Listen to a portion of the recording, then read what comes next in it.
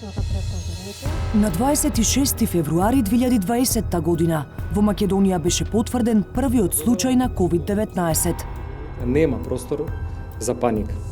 До крајот на декември 2021 веќе имаше околу 225.000 кои заболеле од вирусот, а 7.969 лица ја загубија битката со COVID-19 и починаа.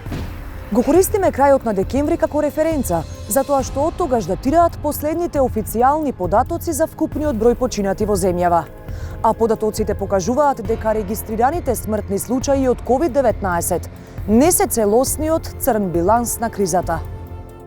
Просечниот број смртни случаи на годишно ниво во земјава во трите последни години пред пандемијата, од 2017 до 2019 изнесува 20.234 лица.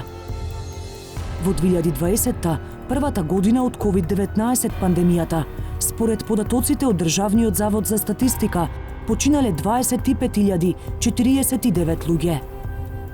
Тоа се околу 5.000 смртни случаи или 25% повеќе од просекот во претходните 3 години. Од тие 5.000 плюс починати, само 2.510 се регистрирани како COVID-19 случаи. Останатите се дополнителен вишок од просекот. Во цела 2021 година пак починале вкупно 28.816 лица. Тоа се околу 8.500 дополнителни смртни случаи или 42% повеќе од просекот. Ковид статистиката покажува дека во тој период има 5186 смртни случаи кои се припишуваат на COVID-19, што пак значи дека има уште 3396 плюс. Огромна бројка. И ќе биде најстрашна година во историјата, пострашна и за време на Втората светска војна, немало мислам 10.000 ексцесно умрени луѓе. Корелацијата меѓу зголемената смртност и COVID-19 најдобро се гледа доколку податоците се разгледаат во временска низа, по 3 месечја. Со портокалова боја е прикажан бројот на смртни случаи во 2020 и 2021 година, а со сина е просекот по квартали за периодот 2017-2019 година. Нема екстремни разлики за време на пролетниот карантин и летните одмори во 2020 година, но зимата состојбата ескалира. Кога се смири бранот, пред нова година и следниот месец, бројот на смртни случаи се приближува до просекот од периодот без ковид.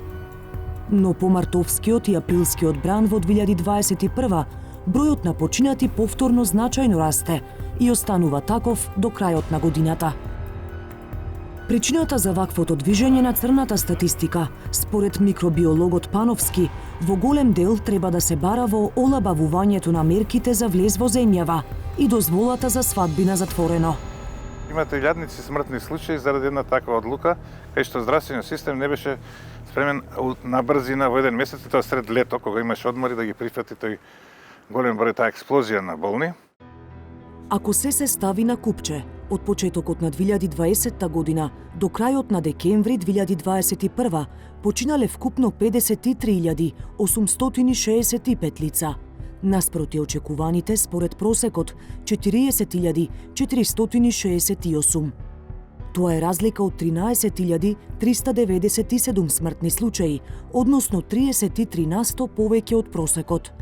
Од тие дополнителни починати, 7.969 се припишуваат на ковид, но податоците говорат дека има уште 5.428 други. Овие отстапувања се разликуваат од општина до општина. Ако се исклучат малите општини, кои во просек имаат по помалку од 100 смртни случаи годишно, најмногу вишок смртни случаи има во следниве 10 општини. Струмица плюс 46%, Студеничани 49%, Желино плюс 50%, Новосело плюс 51%, Тетово 53%, Гостивар и Боговиње 55%, Сарај и Теарце 57% и Липково плюс 64%. Зошто токму овие општини настрадаа најмногу?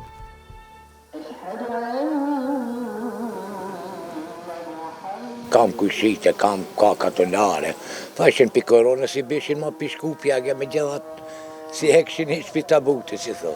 Жителите на општина Липково гледаат повеќе причини зошто нивната општина е лидер во црната статистика. Мерките не се почитани. Летно време дојде до диаспора и тоа гужва. Sve od toga. Jag låter många mekaner även då. Fiskar skol, nu kan inte resurser. Janë rrugë që bile një kuishi jemi që atë jash, a I pat në edhe dorëzët, moskën, e atë ka bajtat se gjatën për mu fale, krejt.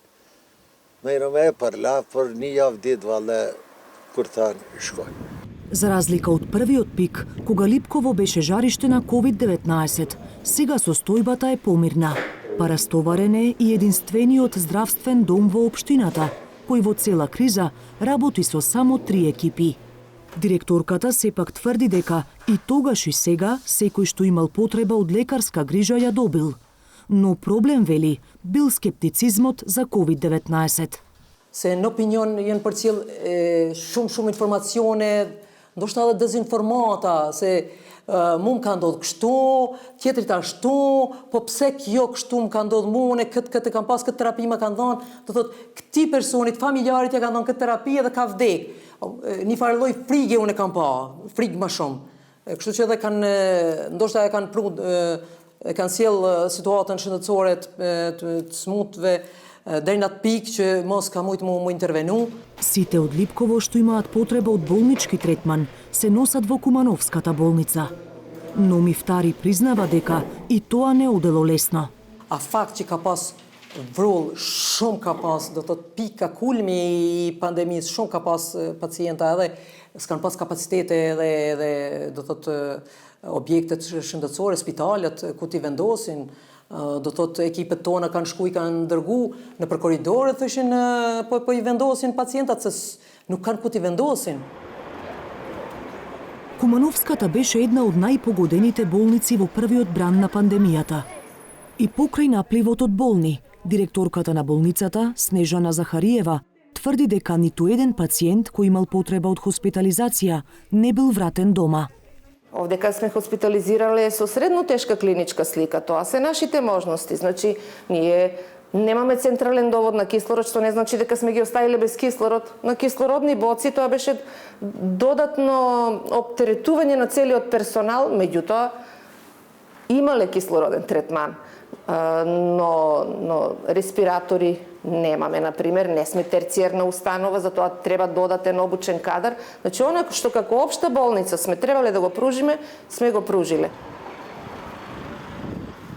Гостивар е на 4-то место на ранг листата по бројот на дополнителни смртни случаи, споредено со просекот. Главен здравствен центар е Гостиварската болница. Точно мислам дека заради касното побарување на соодветна медицинска и адекватен третман и мислам дека доста пациенти така во домашни услови починале без соодветен третман.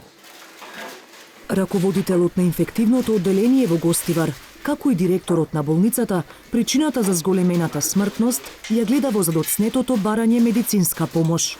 Се лечеле дома, дали матичните лекари или самите инсистирале да ги лечат матичните лекари, значи доаѓаат 9-10 ден, кога више сатурацијата му паднала на 30-40, кога не можеме да го вратиме. Сепак, вели Наумовски, свој удел имаше и политиката. Ние имаме голем дел гастарбајтери што идат, значи затоа и август, септември последново ни беше пикот, значи најголем, бидејќи мислам дека и државата имаше кривица тука на некој начин, мораше да се прават тестови на граница за да се знае што како. Меѓу скопските општини најлошо е во Сарај, која е на второ место во земјава по зголемена смртност, со 57% поголем број починати за време на пандемијата, споредено со просекот од минатите години. И покрај црните статистики, дел од жителите одбиваат да ја прифатат реалноста. Народот колку сака да се тестира и колку сака да бара помош. Мислам дека е све ова наместена работа. Не верувам, не сум ни вакцинирана. Сите кажуваат дека у вакцина има антифриз, глицерин од колите. Што? Ја да примам тоа? Никогаш. Други проблемот го гледаат во системот. Несоодветно лекување и ненавремено диагностицирање на болестите или третман. Не знам, може и не идат луѓе во болница за контроли, такви работи.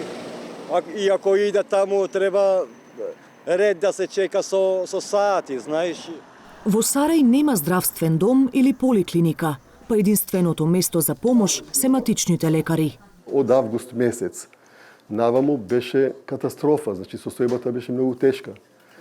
Што беше причината? Сега дојдоа и малце нашите сограѓани што работат во странство, се вратија на одмор тука, па малце и мерките се олабавија, нели? Така да почна да работат ресторани, почна да се групираат, почна да слават, да прават свадби луѓето. Тогаш бројот се зголеми енормно и имавме голем проблем.